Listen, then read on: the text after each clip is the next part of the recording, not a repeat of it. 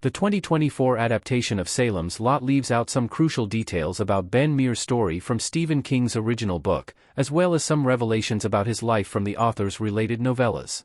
The cast of Salem's Lot, 2024, is led by Lewis Pullman as Ben Mears, an author who returns to his childhood home to research the sinister Marston house and discover more about the tragedies from his youth.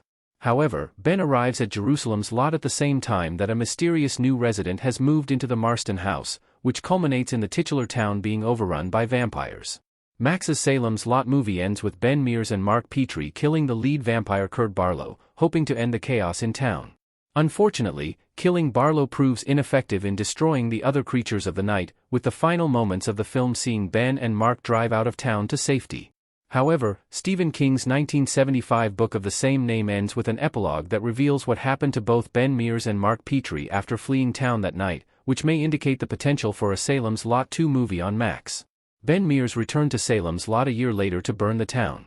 Ben and Mark return to battle the vampires again after a year.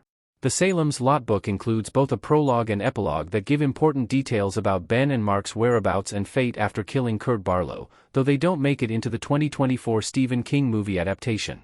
The prologue takes place shortly after Mark and Ben escape the titular town, revealing that the two flew to a seaside location in Mexico in order to recover and plan out their next steps.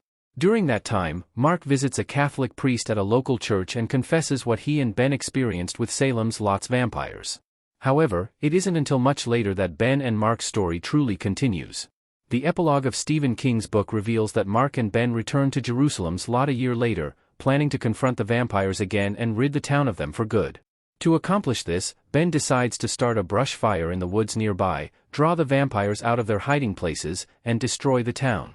Sadly, King's other books that reference the town after Salem's Lot's events reveal that it wasn't entirely destroyed, but Ben and Mark still successfully took down many vampires. Ben Mears died in his 50s. Mark Petrie spoke at Ben's funeral in Mexico. Salem's Lot cast looking up at Barlow's house.